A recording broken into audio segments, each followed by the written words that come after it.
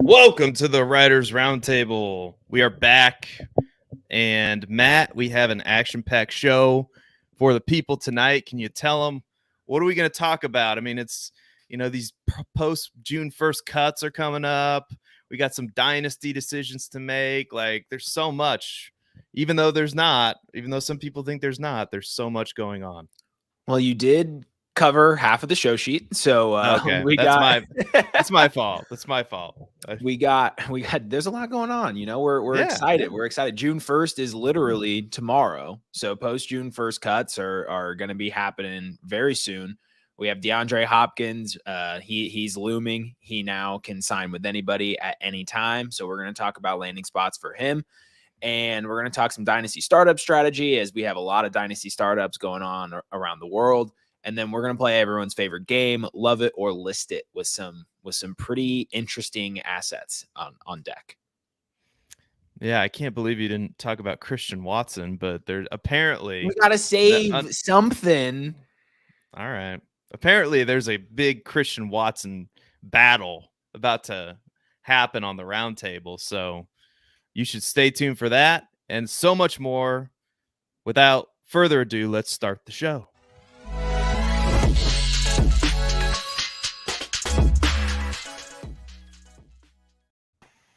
And we're back on the Writers Roundtable. Well, we weren't gone for that long. It's just the intro. So I don't know why we said we're back. But Aditya is here now. So welcome, Aditya. Thanks for joining us, man. Yeah, thanks for having me. Excited to get started with what looks like a great show today. Yeah, I'm excited about. I mean, a lot of people. I was trying to articulate it well in the beginning, but a lot of people think that there's not much going on, and this is honestly like June and July. Maybe because I'm a sicko, and I'm constantly thinking about dynasty trades, how I can improve my dynasty team. These are some of my favorite time of year, like the off season, because there is no off season. But speaking of off season, there's this thing that happened. DeAndre Hopkins was cut. So Aditya, where do you think his most likely destination is going to be? And what team do you think he would help the most? And then we'll talk about who steps up in the Arizona passing game later on. But I'd just be interested to hear initially, where do you think he's going to go? And which team do you think he could help out the most? Yeah, obviously everyone's discussing the AFC suitors, the Bills, Chiefs, maybe the Ravens, Patriots, all those guys. The NFC, I think maybe under the radar, is Bears, Panthers. They have a lot of cap space, but they're also not contenders like Hopkins wants. I think the best fit for him and the team that would benefit the most from him is Buffalo. And I think they're also the likeliest suitor. That's because who's their number 2 right now? Gabe Davis, Dalton Kincaid.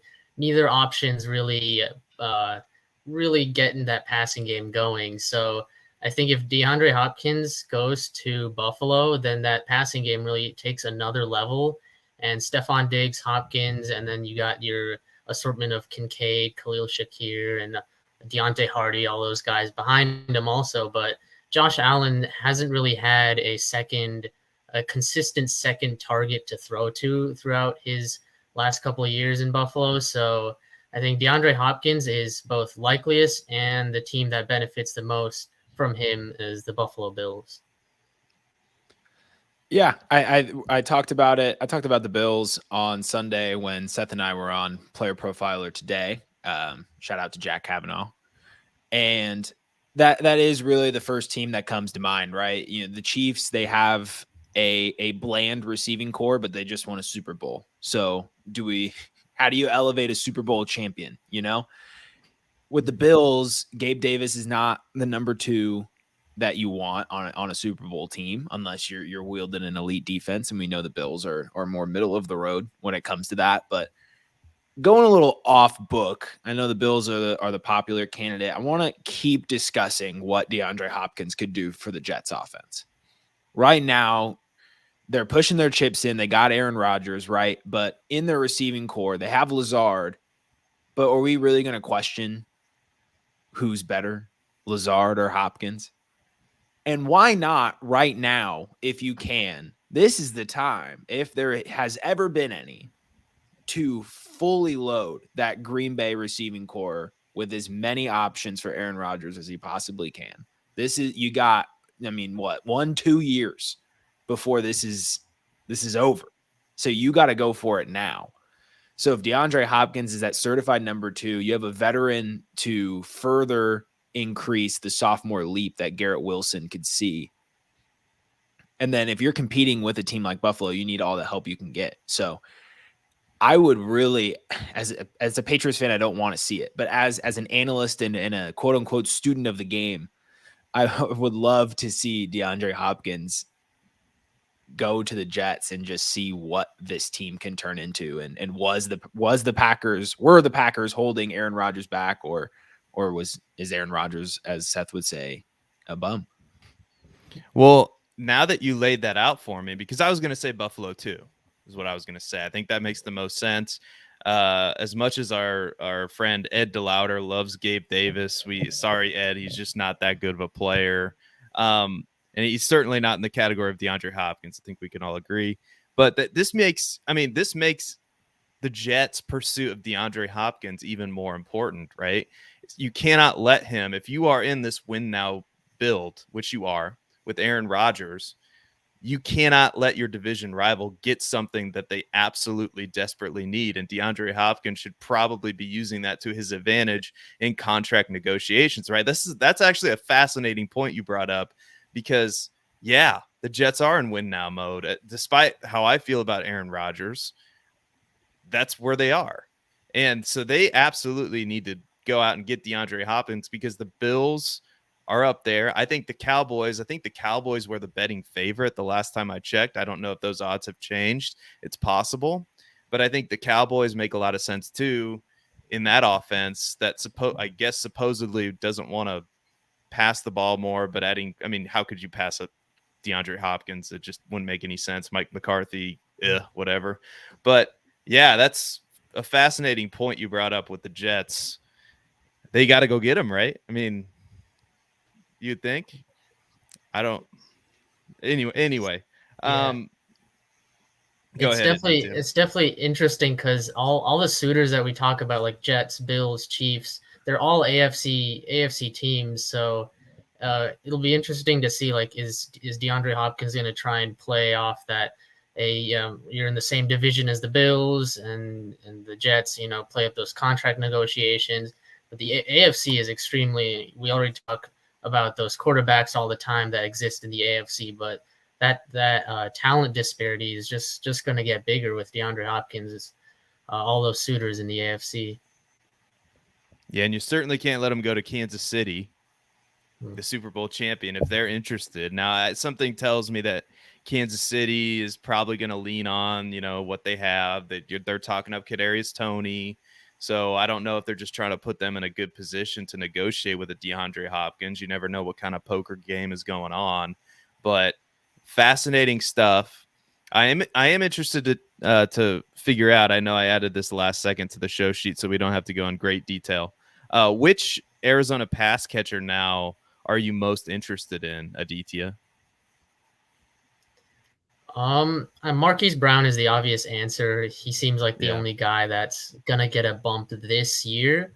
But if I'm looking at Dynasty, then I think Trey McBride is actually an underrated scoop from the Cardinals. I know Michael Wilson's also an option, but I don't think the Cardinals are gonna roll with Michael Wilson as the wide receiver 2 or 3 in that offense next year. So Trey McBride is the next tight end up in Arizona. I know Zach Ertz is still there for now, but if Arizona is still looking to kind of rebuild with Kyler Murray probably not playing the first 4 games of the season at least, so Trey McBride is up next, especially in those dynasty leagues for those tight ends. And with tight ends, it's always a landscape that we don't really love, but Trey McBride is the guy that I like as next man up there.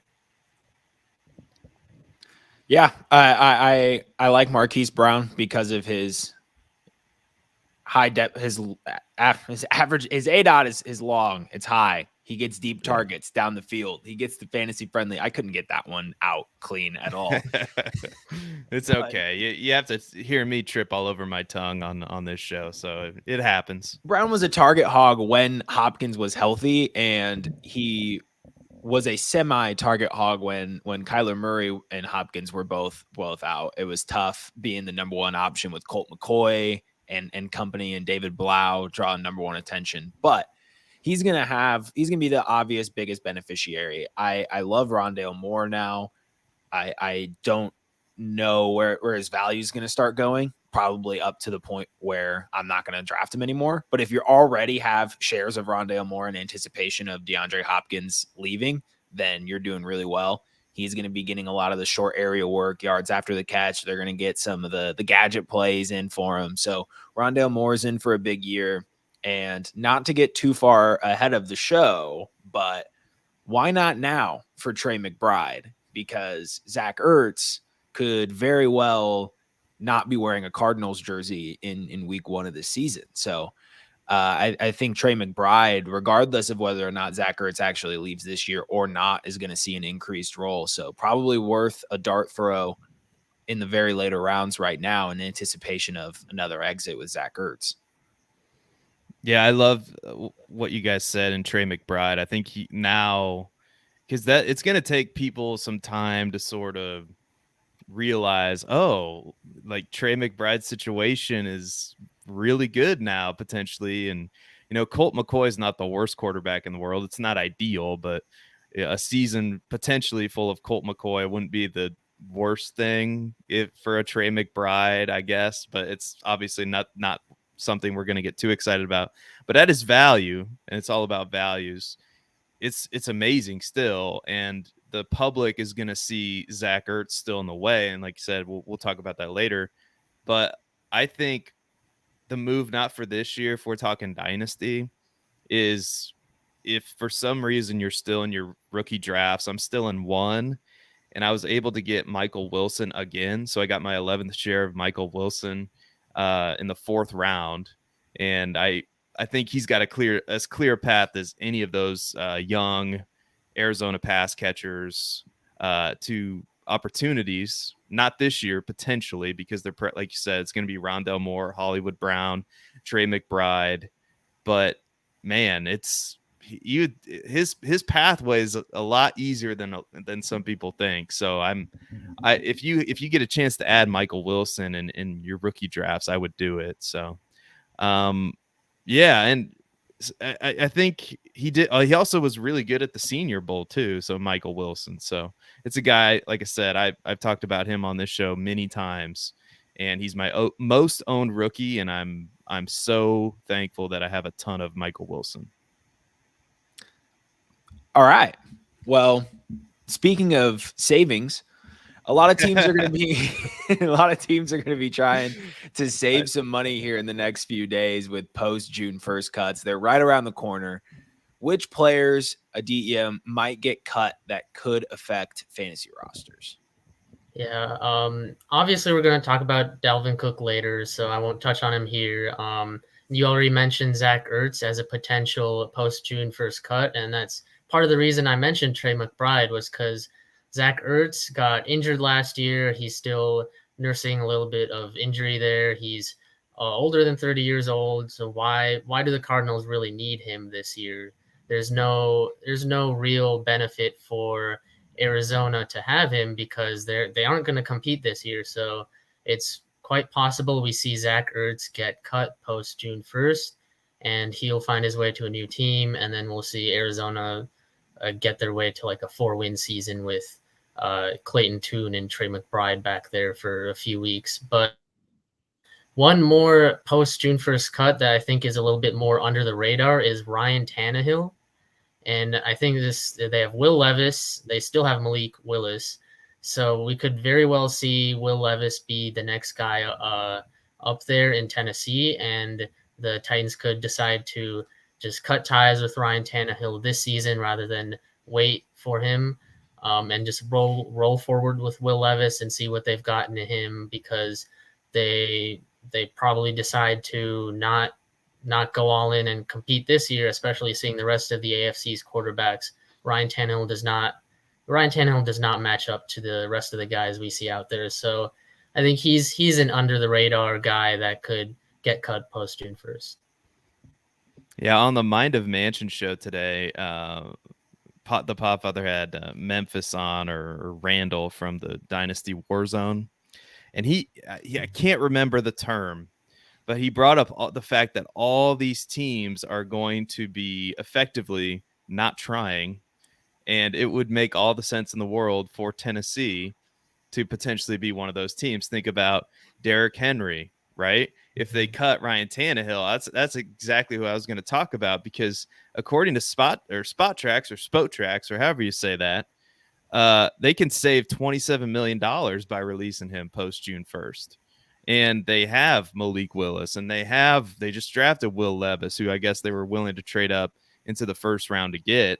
And so either you have something in Will Levis or you have a really high pick to go get Caleb Williams, and you have a coach there and a new GM. So you have some stability there. I mean, you just fired the last GM, so I assume this GM's got some leash. So that's really interesting to me. That's probably the most interesting storyline to monitor. The other storyline to monitor, I think, and this is probably more of a trade, but I know there was a lot of smoke leading up to the draft about the Broncos pass catchers, and they traded up to get Marvin Mims. And so we'll see what happens there. But Cortland Sutton you could save more money by trading him than by cutting him.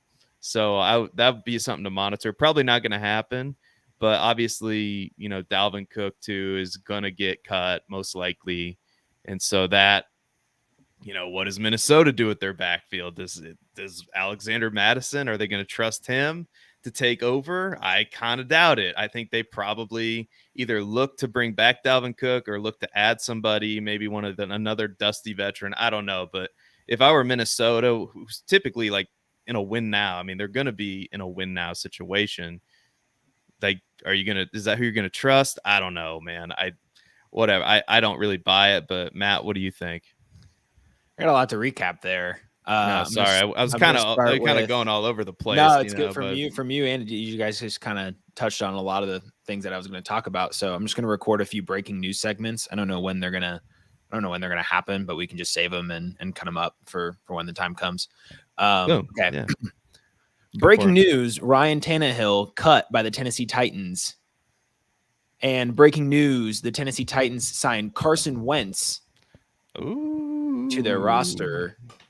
Why not, right? Wow. Why not just save $27 million and get what you have in which is a backup level or below average starter in the league for a lot less. And you have a veteran to talk with Levis, and you can do this thing where you pull Levis and you put Wentz in, and then Wentz sucks, and you pull him and you put Levis back in. I mean, Ron Rivera did that and he kept his job, so it should work for Vrabel. Sounds like the quarterback hokey pokey. You put a Wentz in then, and then you take him out, sounds like quarterback hokey pokey is what that sounds like. But yeah, no, well, that makes a ton of sense. What are the St. Louis Battlehawks going to do now for quarterback? Because I heard that was their plan, is to sign Carson Wentz, go get themselves an XFL championship. I'm kind of just focused on renaming the title of the show Tennessee Titans Quarterback Hokey Pokey, because I don't think there's been anything better. You put Carson Wentz in, and then you take him out, and then you put Levis in, and then you take him out. You do the Tennessee Quarterback Hokey Pokey, and this is what losing's all about. Yeah. All right. There you go, folks. You got an original song. Great stuff. Original song on the Writers Roundtable today, and that's going to get clipped, just so you know. Absolutely. Clipped, because Matt Babich is taking on more responsibility, and let's just say I might be in trouble on this show. I might have to be more careful, which I was not careful just then, but that's okay. We got the Tennessee Quarterback Hokey Pokey, which And I'll be sending out some tweets later about the Tennessee quarterback Hokey Pokey. I'm letting you know now. I'm quoting you saying I'm a sicko. You've said it like 4 or 5 times on here, and every time I just think of that graphic on Twitter, and they've been doing it to the Podfather lately. They've been doing him dirty in the quotes, and I'm going to do the same shit to you. The thing is, the Podfather's the puppet master behind the scenes with that. That's the only difference there. It would just be you saying things that who knows where you could go with that. But anyway, I shudder to think. But Matt Babich, he's going places around here. You know who's not going places in Minnesota, and that's Dalvin Cook. He's going to get cut.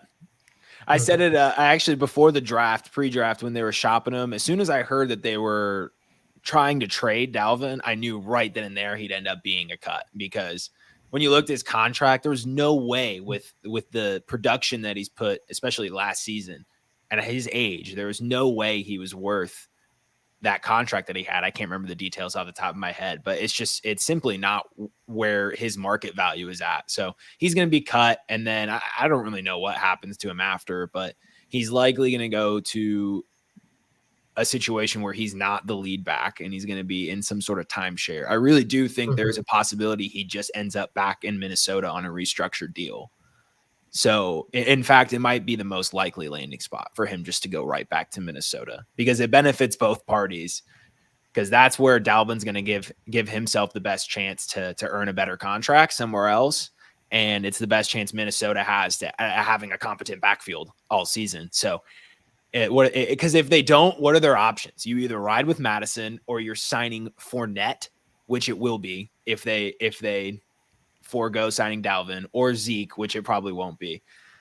More of a pass catcher, more of a elusive back. It's going to be Fournette if it's not Cook. But how about Marquez Valdez-Scantling real quick? If the Chiefs are going for DeAndre Hopkins, that's a quick $2 million in a puzzle piece that already doesn't really fit. They have Kadarius Toney, they have Sky Moore, they have Rashee Rice. And then if they want to add DeAndre Hopkins to the equation, which I would think you would, you can do it with one restructure and cutting Marquez Valdez-Scantling as opposed to June 1st cut. So I think that makes a lot of sense. I think we all realized just with his target share and his usage in Kansas City, it wasn't really working. He had a little bit of shine in the playoffs, and maybe that will save his job, but I don't think it's super outlandish. Yeah, I think I came up with another term while you were talking about Dalvin Cook, the Minnesota wet blanket RB backfield, because they're doing it. They're doing this thing where they're like, oh, Alexander Mattison could be the starter, and Alexander Madison's ADP is like shooting through the roof, and then they're going to cut him, and everybody's like, yay, Alexander Mattison, rejoice. And then they're just going to sign him again, and no. Like, that makes a ton of sense. I said it out loud, I think, on Player Profiler today, just extemporaneously. I was like, was that stupid of me to say? But the more I look at it, that does look like a good option for them.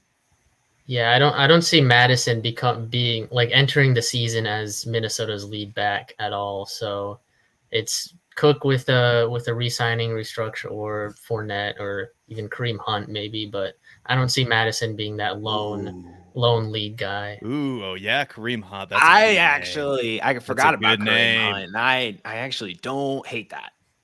I actually like that more than them bringing back Dalvin Cook. Actually, I do too. And you're gonna get a better rusher and a more and at least an equally effective pass catcher, because Dalvin Cook is a solid pass catcher. Mm-hmm. Yeah, because if Madison, if they just stick with Madison, it would be a running back. It would almost have to be like a running back by committee with Dwayne McBride thrown in there, Ty Chant. Like, it would just have to be, I don't know. I just can't see Madison taking up the full workload. I'm very skeptical of that. And he's probably the most skeptical player in Underdog right now, because he's like at 88 or something crazy. But anyway. Oh, right. I think it's my question, isn't it? It is indeed. All right. So Dynasty startups. All right. Let's shift to Dynasty. Here we go. Here's another one for you. I'm a sicko. A Dynasty just diehard. I'm in way too many leagues. I'm going to be doing some more startups this year. We're going to be doing a startup for the Writers Roundtable. So be on the lookout for an announcement about our league, which I'm putting together as we speak. It's going to be released sometime in June. So there's a little plug for you. So Dynasty startups are happening all over the place. Dynasty rookie drafts are likely already over. So Aditya, I know we've talked about it on this channel before, but I don't think we can talk about it enough, really. Like, what are some good strategies to employ during a Dynasty startup?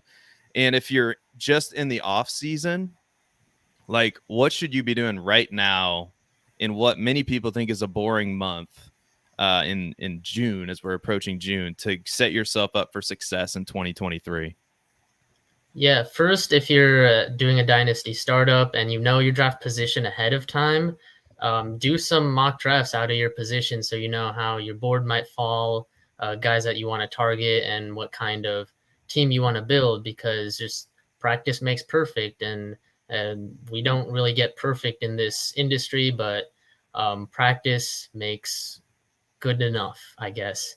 And in your dynasty startups, you want to pick a direction that you want your team to go in. So if you're, for example, you're in a super flex league, but you're drafting at the end of your first round, maybe you want to target certain quarterbacks, like you want to target, I don't know who's going at the end of at like pick 12, but let's say you're like pick 5, you want Lamar Jackson really badly.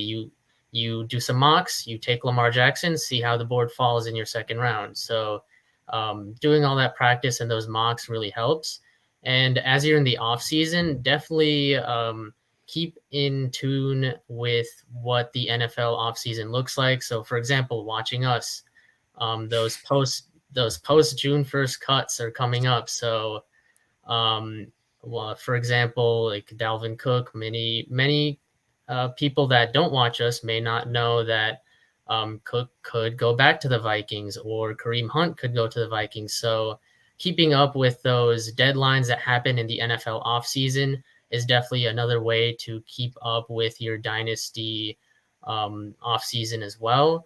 And like guys like DeAndre Hopkins are moving teams, and then there'll definitely be guys moving teams after these June 1st cuts. So keeping up to date with that, and also knowing what direction you want your team to go to this season and the coming seasons. Like, for example, do you want your team to contend this season? If so, you want to set your roster up to be that way. You can probably let go of some of those 2024 rookie draft picks for a guy that'll help you this season. And if it doesn't look like you're going to contend this season, then you probably want to maybe sell off some of your more short-term assets and gain some of those picks. So picking a direction that you want your team to go to is definitely something that in the dynasty offseason you want to keep in mind. And moving forward, you can't hurt to tune into us, of course, and always look at those NFL deadlines, OTAs, training camp news, and things like that.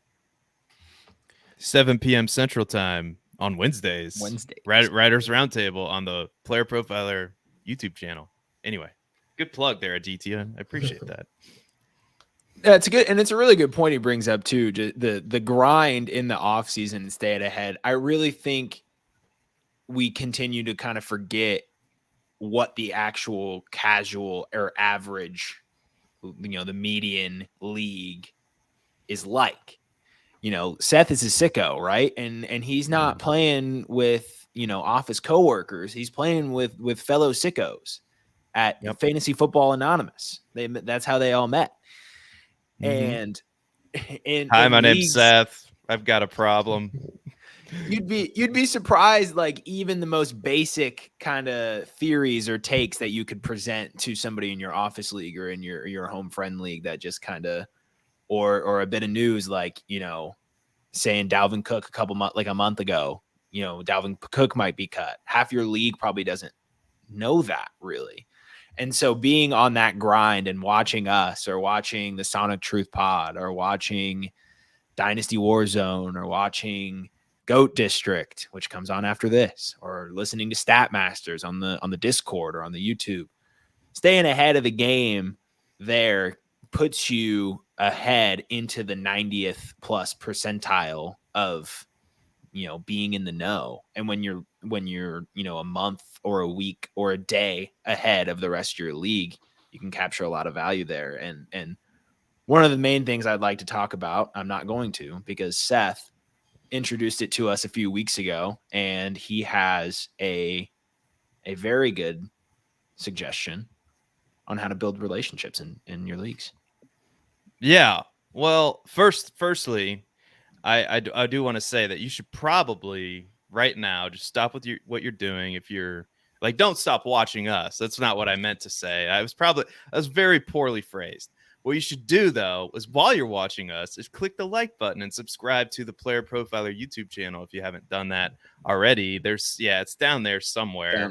It's hard to know in stream. Yeah, if you're pointing to, it's hard to know in StreamYard if you're pointing to the appropriate place. But you should go ahead and subscribe and click that alarm bell, because that's how you're going to be notified. And you could discover, one of your favorite analysts, or, the Dynasty War. We have on Player Profiler, we have so many different analysts on this channel. They've brought so many people in. And so, you might like the Dynasty Warzone. You might like the Writers Roundtable. The Game Plan with Matty Kiwoom is an excellent show on the weekends. I mean, Theo Greminger, they have the Sonic Truth podcast with the Podfather and Mind of Man. I mean, I could go on and on and on. So staying tapped into us, it doesn't cost you anything. I would also say that you should probably be subscribed to our rankings. Now, I know that's the next level, but one of the things that I used to do even before I was working for Player Profiler, even before I started 3 years ago, is I would compare, and I was so happy the Podfather brought this up when he was on our show, is go to Keep Trade Cut, which is the consensus public perception of value. And then you go to Player Profiler's rankings, which, trust me, they're the best rankings in the business. Billy, Dario, they do a fantastic job. Theo now too. Compare those, and guess what? There's where your value is. When you and you can interject your own opinion too. Use Player Profiler as a resource. Pay attention to that Statmaster show. That's fantastic as well. There's so much good stuff. But alluding to what Matt was saying in a Dynasty startup, and this is very simplistic, and I know I've said this before, but don't be that guy in the chat. Don't be a dick, right? Like, don't be an a-hole. Like, introduce yourself to everybody. Like, get in everybody's DMs. It's so easy to do on Sleeper. Introduce yourself. Say that you're an active owner, active manager, whatever term you want to use, and say, like, hey, if you're interested in trading a pick, like, or message them if they're on the clock and you're interested in that pick. And what I like to do in a Dynasty startup is I like to feel out the room a little bit. I don't really go in with a specific strategy. I kind of let other people dictate my strategy for me. So if there's a ton of people that you see are trading up and they're trying to go to win now, well, maybe I go productive struggle, because that's where the value is going to be for me. If I see everybody's trying to trade for 2024 rookie picks, well, guess what? And some of those veterans are falling down the draft board. I might shift my strategy to more of a win now, although I'll draft younger players too, is what I always do. And if you want to take your game to the next level, here's the plug. Go sign up for the all-in package, promo code Seth. And those are all my tips, man. As far as like in season right now, I'm constantly sending trade offers out. I'm shopping veterans. Really a time that's it's better to do this closer to the season, once like everybody feels like they can win the fantasy football championship, and that's probably the best time to sell some of those vets. But yeah, all those things and more great things to do. And so anyway, and Harry Snowman is in the chat. So okay, so he's gonna be the dick in the chat. No big deal. I don't know. Like, it's been that kind of a day, Matt. Just let him have it. He just openly admitted to just taking his frustrations out on other people for no reason. Yeah, that's not the vibes we're looking for. Which is not something you should do in your dynasty leagues, because nobody likes the guy who's just OTC guy, or oh my god, what a terrible trade! I can't believe this. What a fleeced, the fleeced guy. Yeah, the fleeced guy. Nobody likes that. yeah, it's just don't be that guy, and don't be that guy. So anyway, is Anthony Richardson him? Yes. Do we think so? Yes. Yes. Yes. All right. Well, I will be now sharing with you an informative segment from the Podfather. The Injury Finder just dropped, so like a week ago. But here is an informative segment from the Podfather after I eliminate this. Yeah, this is a disaster. But anyway, here we go. Informative segment from the Podfather. Here it comes right now. I hope you're ready. Stay tuned after. We're going to play Love It or List It. And now it's coming. Right now, the informative segment is coming. Okay, it's coming right now. Here it comes. Now, as we at Player Profiler have become a full-blown machine learning company, the crowning achievement has to be the Injury Finder. We're now taking BMI data and injury history data and assigning a probability that a player is injured on any given touch. And not only can you see a player's fragility rating, their injury risk, we also have analysis from professional physical therapists breaking down all the major players that underwent surgery last year and what their rehabilitation looks like heading into 2023. There's a tool to compare players. There's a database where you can say, show me all the foot injuries, show me all the severe injuries, show me all the injuries requiring surgery. It provides you the key market intelligence to know what is the difference in probability that player X versus player Y will miss games this year. It's great for fantasy football, and it also just satisfies your curiosity as a fan. Go to the App Store, go to Google Play, download it. It's $5 every year just to reload the latest injury predictions and fragility ratings. The 2023 data is live now. Open your phone and get smarter. And we are back. And it is now time for the game that is sweeping the countryside, the nation. It's changing lives. What game is it, Matt Babich? Well, if you've, oh man, there is maybe some not controversy. If you've been in a Target, you've seen. Oh no! Yeah, I know. Oh, I didn't even realize. I know. I'm sorry. But if Anyway. you've been in a Target recently, you've seen the decor of Chip and Joanna Gaines, and because we love to talk about Home and Garden Network, it's everyone's favorite brand of television. And we're gonna play a game called Love It or List It. We might get sued by HGTV one day. I'm not 100% sure. I'm not gonna legal lie. parameters behind this. I don't know if we're allowed to do this. Can I tell you something? There was something if you go to what you should do, you should go to the Writers Roundtable pod on Twitter. I think is what our Twitter for the podcast is. You should go follow that. But in that tweet that you posted, you made some comment, and I'll just say it.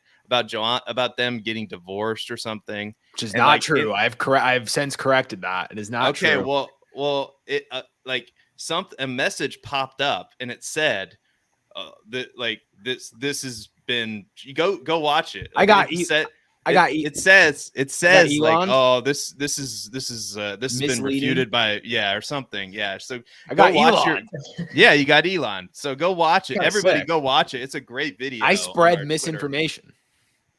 Hey, I mean, well, maybe when it comes to Christian Watson, but other than that, you're okay in my book, buddy. All right. So what this game is essentially buy or sell, just rebranded with a fancy name. We're gonna talk about it that we've ripped off of Chip and Joanna Gaines, but we're gonna making money off their back. Yeah. We're gonna list a player and his value, consensus value on keep trade cut. And then we're going to decide whether or not we are loving them and we want to add that player onto our roster, or we're listing and we're trying to trade that player away. So we are going to start with Travis Etienne, Aditya. Are we loving or are we listing? He's currently valued at RB7 on keep trade cut. I'm loving Travis Etienne right now, and that's because a lot of people think Tank Bigsby is going to come in and steal a good chunk of those touches. And while he'll take some touches, he's not going to take all of those touches that Travis Etienne is in line for, especially that pass catching. I think Etienne entering his third season at RB7, I definitely like that value. I'm going to agree with you. I love Travis Etienne because for the very same reasons that you said. I feel like whenever you have a rookie running back entering a situation. I mean, the Jacksonville Jaguars drafted him because they needed a backup running back not named JaMychal Hasty. Okay. So there was a need there and they filled it. So I think his usage isn't going to be that. I mean, I don't think it's really going to go down that much. And he's attached to a Jacksonville offense that's exciting. And that I think he could see even a bigger passing volume than he received last year. I mean, last year, 35 receptions, yards per carry. I mean, efficiency, if that's what we're looking for out of a running back, pretty good. I mean, he was number 22 in targets. Like I said, I think that number can go up. And like I said, efficiency, number 5 in breakaway runs, number 12 in breakaway run rate, pretty good. Yards per touch, top 10. So I like a lot of what I've seen from him. Now, when you compare some of the other running backs in Keep Trade Cut, I'd probably prefer Kenneth Walker. I don't know what is going on with Kenneth Walker on Keep Trade Cut, but for some reason, Etienne's above him. I prefer Kenneth Walker over Etienne. I think Najee Harris and Travis Etienne is a good debate to have. I think for this season, I might prefer Najee, but for the long term, I would prefer Etienne. So that's a great debate to have. But Matt, where are you sitting on this? Because I feel like a lot of people in the chat are disagreeing with us. Where's just real quick before I get into this? Where's Najee at Keep Trade Cut? Because that is a good debate.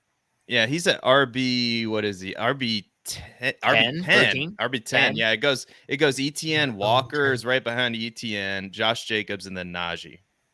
So that's 7, 8, 9, 10. Etienne, Walker, Jacobs, Najee.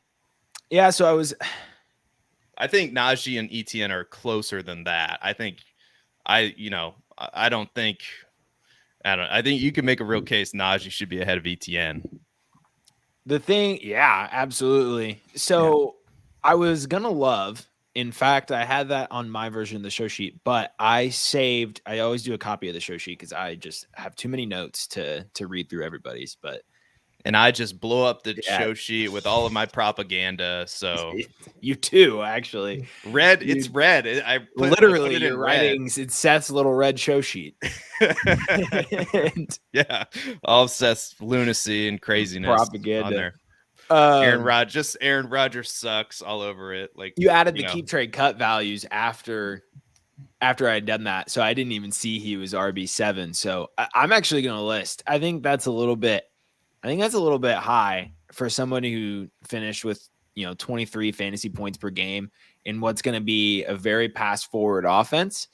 And he had 5 touchdowns, which that can change some things. But we're looking at a running back. Where's his value going to go? That's what I always ask myself when I see these evaluations. Like, do I think RB7 is a fair price to pay for Travis Etienne in Dynasty? Sure. But what's my return on investment going to be? Because he's got to perform fairly significantly this season in order for RB7 to turn into RB6 or RB5. And with a running back that, even though I don't like Tank Bigsby, a running back that was taken in the 3rd round, who is better than any of the competition that Etienne had with him last season, he can far more easily become RB11 this offseason than he can RB6 or RB5. So if you think about it that way, if Etienne isn't the missing piece to a championship, which if he is, then it's worth it. But if he's not, then you're looking at a negative return on investment. And that's just not the decision I'm trying to really make in Dynasty. But I do not want to pass up an opportunity to slander Tank Bigsby. So I'm going to continue to do so. Why is everyone so persistent on talking about Jahmyr Gibbs' weight as if being a buck shy of 200 is all of a sudden just this game-changing fact? Like we haven't seen like Jamal Charles or anybody be successful at near that height and weight. And why are we not going to focus on BMI and the fact that Tank Bigsby is 2 inches taller and lighter than Travis Etienne, and he's also slower and has less burst? What do we see in this guy? This is a college running back archetype if I've ever seen one. Yeah, he's better than a lot of college defenders, and he's more athletic than the average college defender. So that's why he looked good in college.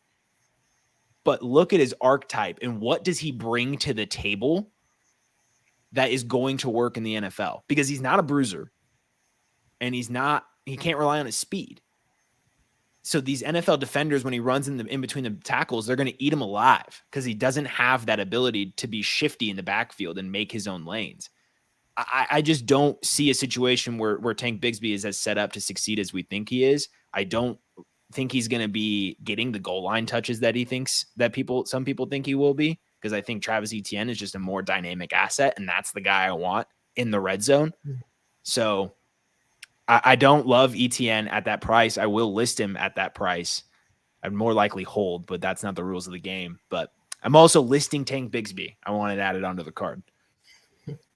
I think that's fair. I don't think I completely agree with you, and that's why I'm buying Etienne. I mean, I think Etienne, if you would have checked last year at this time, he would probably be in the top 5 in Dynasty running backs, if not top 3, probably.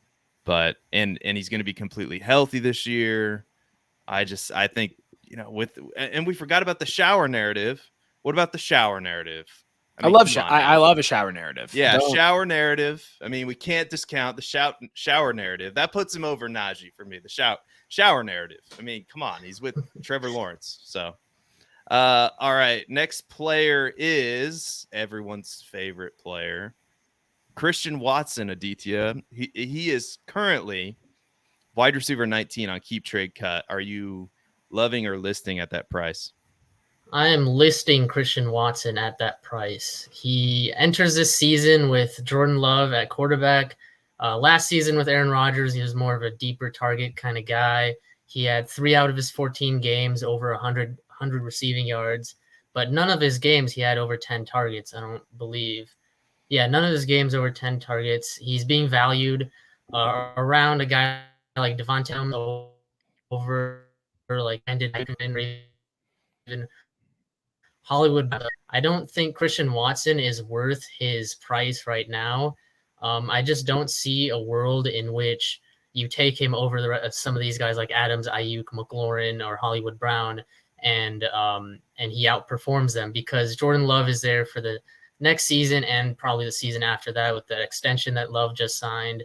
The Packers aren't exactly well equipped to put up fireworks in that offense outside of like some Aaron Jones screens or something like that. So I don't really see a world in which Christian Watson is worth that wide receiver 19 tag, especially after last season. He wasn't a target hog, and how's that going to change this season with a worse quarterback? What did Terry McLaurin do to get so much hype? I know I'm focusing on like literally one of your like 5 examples that you tossed out, but I don't know. Yeah. Seth, I'm going to toss it back to you because my entire argument is based off of rebuttaling your argument. So, all right. Well, thank you. So I'm listing the Packers. Everyone knows. I'm sure this isn't. I'm not Jack Kavanaugh over here breaking news. The Packers are not going to be a good team this year. They're going to be a hot mess. Okay. And here we go. So this Christian Watson hype, right, is stemming from 4 weeks of last year's regular season when he finished as the wide receiver 3, wide receiver 8, wide receiver 10, and wide receiver 8 in fantasy points per game in weeks 10 through 13 of last season. And the only other week he finished as a top 15 wide receiver was in week 18 when your fantasy playoffs should be over with anyway against Detroit.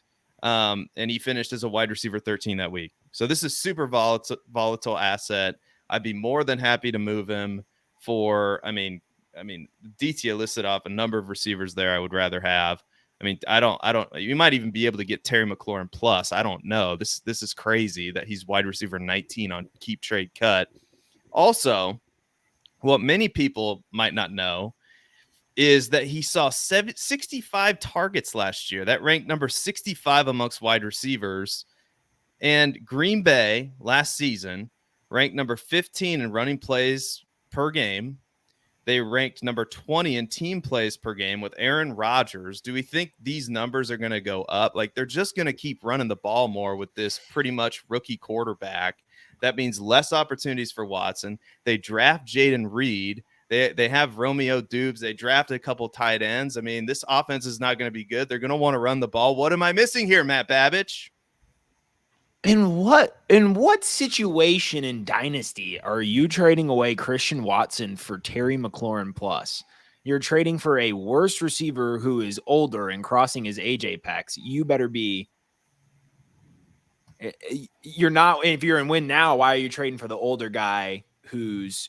We're getting focused on Terry McLaurin. You're distracting me with this Terry McLaurin nonsense, and you're taking me away from the fact. What about Jahan Dotson? He's ranked ahead of Jahan Dotson on Keep Trade Cut. Michael Pittman. He's ahead of Michael Pittman. Good. That's where I draw the line. DJ Moore. He's ahead of DJ Moore. Let me get to my point, which is you like to bring up the pure raw targets, which I get. But week 10, right? That insane 3 touchdown explosion.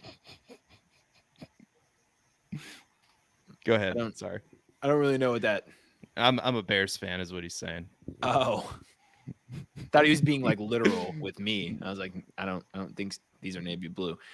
Gosh, Seth, this is propaganda right now. He's getting me off my game by putting the comments on the bottom and talking about blue glasses. This is absurd. I'm going to talk about how Christian Watson recorded a 22% target share from weeks 10 through 18. That 20 plus mark is like a significant mark if you can hit a 20+% target share. So there was a clear, distinct point in this season where Christian Watson stopped being the guy who dropped his first ever target in the NFL, and he became the 3 touchdown explosive alpha that we now view him as. And he was the wide receiver 8 in fantasy points per game in that stretch from 10 through 18 in PPR points. Now, I know what you're thinking. All right. 7 touchdowns over 8 games. That is a fairly unsustainable rate. And I will agree with you. But let's just say we were to remove 4 touchdowns out of that stretch, leaving him only with 3 on the season, 3 in an 8-game stretch and in a full season sample. That's super low. He was wide receiver 19 in fantasy points per game. And that's his consensus value on Keep Trade Cut. So if you take what was a pretty solid rookie season that could have been a lot better had he gotten off to a better stride and had the Packers just been a better offense, and if you remove his biggest factor, which was his explosive touchdown production, he's right there at his consensus value. And we're talking about Jordan Love and a team that's going to go down in game script. They're going to see more negative game scripts, more passing opportunities. They might play at a faster pace. They were already playing slow with Aaron Rodgers. They can't get much slower. Watson's going to get more opportunities. He had 4.5 targets per game last year, or somewhere around, I'm guessing, but like 6.5 targets per game in that 10 through 18 stretch. There's no way he sees less than 6.5 targets per game in a full season sample next season. I'm buying. He's an alpha. I feel like we have to make bet number 2. Bet number 2, 6.5 targets per game. I'll go under. I set a pretty high bar, but I'll take it. I'll take it. I'm a man of my word. All right. Let us know what you think. A lot of NFC North bets going down on this show. We care about the North. We're not even going to talk about the fact that he plays 6-week secondaries at minimum a year. He plays in the NFC North. No, the Bears secondary would be better. The Lions added a corner. I mean, the Vikings. It's not like they're not elite. They're not elite secondaries still. They're average secondaries that made improvements. Let's call a spade a spade. You're right. Detroit will be average, and so will, the Bears and the Vikings. Oh, the Vikings. Fugazi. All right. Who's the next player, Matt? I have to write this bet down before I forget it. Aditya, we'll massage this one into the guest list. We have Deshaun Watson. Are we loving or listing? Deshaun Watson is more of a player that I just don't see people talk about that much. And I haven't really experienced, like in my dynasty leagues, people are like, oh, I really want to go get Deshaun Watson, or I really want to sell Deshaun Watson. But based on how it looks like now, I think I'm buying Deshaun Watson. He had a down year last year. He was really bad for the Browns, coming off of a year and a half ish off of football.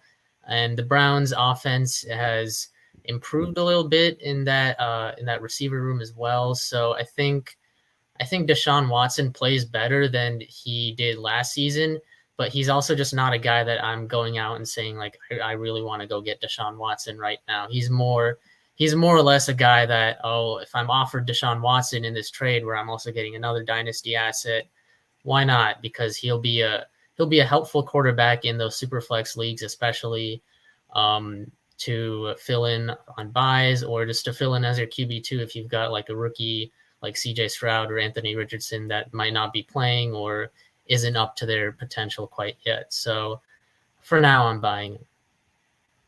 I think I am too.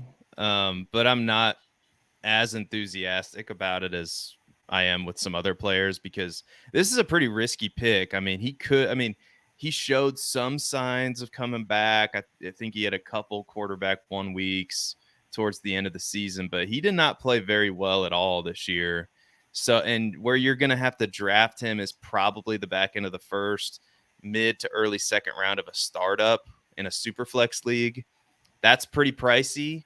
So I'd probably prefer, and I know I actually did take him in a dynasty startup at the end of the first round because I felt like it was a decent upside swing. But maybe if I had to do it all over again, some quarterbacks that are ranked a little bit lower in value that I feel are a little bit more stable, or, maybe a Kenny Pickett, a Daniel Jones, a Jared Goff, Geno Smith. So if I was worried about the potential collapse of Watson, which I think he'll play okay, I think he'll be fine. I think he'll probably finish as a quarterback 1, but I think maybe waiting on to get Pickett in a startup, or Jones in a startup, or maybe Geno Smith in a startup, that might be the way to go if you want to be risk averse. But I'm lukewarm on Watson. I could love him or list him, but I'm gonna love him for the purposes of this exercise. Yeah, I wrote on the show sheet and then just kind of moved on, because that's pretty much my entire sentiment. I'm very lukewarm. I think QB 12 is pretty much right on the dot for what his value should be right about now. And I think wherever you're at in your journey as a dynasty team, you can make the argument for or against it in almost any situation. And depending on your structure, if you're a win now team in a super flex league and you want to bet on a guy who used to be a Konami code quarterback, he was rushing around. He had 7 rushing touchdowns in 2019, number 2 in the league when he was the number 2 quarterback. So he's 1 season technically removed from top 5, top 2, top 5 finishes in fantasy points per game. So if you're a win now team and you're either a contender where you're kind of fighting to stay in it, or you're on the rise and you're trying to really make that push, you can absolutely make the argument that Deshaun Watson is worth the risk. Now, if you're trying to be risk averse, then yeah, I'd trade him away, because I mean, right now in the offseason is the best time to do it, because we talk about, again, like, where is that value going to go at age 28? He's got to perform pretty well. He's got to become an elite quarterback again to massively increase his value. And if he stinks it up like he did last season, then his value is going to start dipping below Kenny Pickett, below Tua, below all these people you mentioned, Seth. So if you're risk averse and where your team's at, then yeah, I'm listing them. But if I'm a contender in a super flex league, I think I'm comfortable making the leap, depending on what my situation's like. Yeah. We have time for one more. So do we want to go with the tight end, or do we want to go with the wide receiver? Well, we have to go with the wide receiver, right? It's topical. Or do you want to go with the tight end? Who's loving? Let's just do both real quick. Let's just Rapid fire. Okay, rapid fire. All right. Mark Andrews, Aditya, are we loving or listing real quick? I'm loving Mark Andrews. Loving Mark Andrews. I'm going to list them because I feel like if I can tier down to a Freiermuth or a Goddard, I'm doing that. But if I have him on my roster and I can't do it, then I'm keeping him. But I just feel, I don't know. I know he puts out those tight end 1, tight end 2 weeks, and maybe that's all you can hope for is that, is that maybe about half the time. I'm not doing this rapid fire, but anyway, I just he produced 6 top 5 tight end weeks last year, and 6 kind of outside the top 12. So that's kind of, I don't know. That seems a bit for tight end 2 in Dynasty. Anyway. All right, DeAndre Hopkins, Aditya. Yeah. Loving or listing. There we go. Rapid fire. I'm listing DeAndre Hopkins right now. Free agent. I'm listing him as he stands. The list. When the buzz is the hottest, that's when you got to list. Yep. List. All right. Let's real quick. Aditya, we can't thank you enough for coming on the show. What are you working on these days? What do you got to plug? Yeah, so earlier this week, I came out with a Dynasty Startups, Veterans in Dynasty Startups article. Veterans are usually undervalued in Dynasty Startups, so just pointing out a few that could be really good values in your startup drafts to take a look at as you do those. So that came out earlier this week. You can find that article as well as all my other articles on playerprofiler.com/articles. On my Twitter at ADI_FUL as well. I'll retweet, post different things that I appear on or different things that I write about. So take a look at that too. And going to the off season, it is a little bit slow. I will admit June, July, but we'll continue to get some analyses out there going forward. Mr. Babich, bold prediction. Prediction. Sorry, I didn't set him up for that. That's my bad. That's a fail on the co-host or the host. Are you the host or co-host? Or are you the assistant to the? I think he's the co-host because anyway, whatever. I can't demote him now. I mean, he's already here. So sorry, Aditya. Go ahead. Do you have a bold prediction? Yeah, my bold prediction is that Dalvin Cook, once he's released, whatever team he goes to next, he is the backup running back and not fantasy relevant next season. Ooh, nice. Mr. Babich. All right, well, the world famous draft kit is releasing very soon. Go get it. Before I had the pleasure of contributing to it, I was a consumer, and let me tell you, hundreds of draft profiles, paragraphs upon paragraphs for every single player that you could possibly imagine, video analyses from all of your favorite fantasy analysts, not just from Player Profiler, but from all around the fantasy space.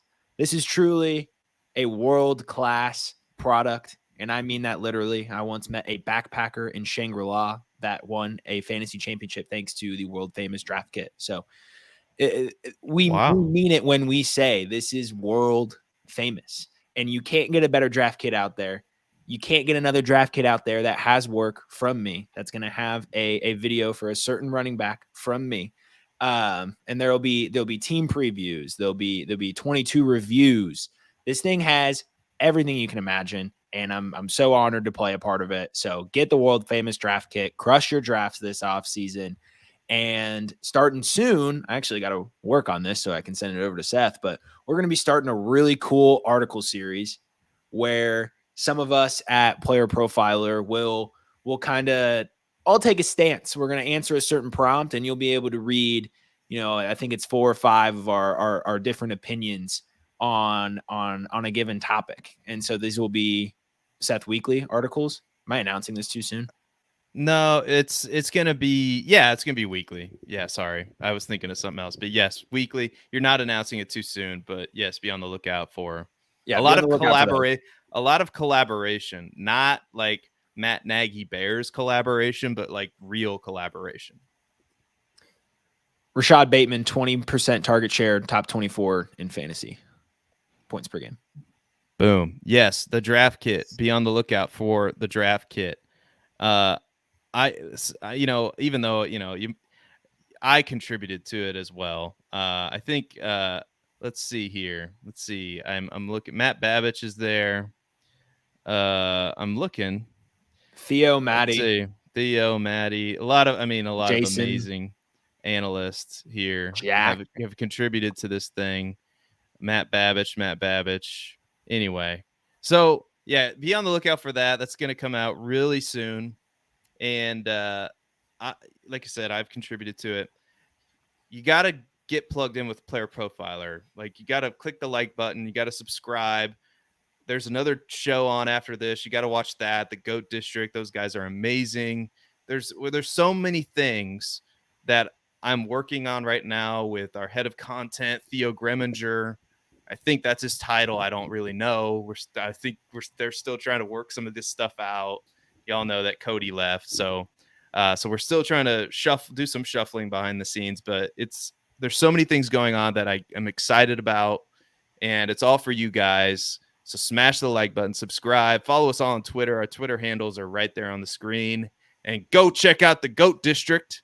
I think that's the show, guys. Thank you so much for watching. And as I fumble around, as I always do for the end screen, I just want to thank Aditya one more time for appearing on the show and continually providing excellent analysis for the underworld.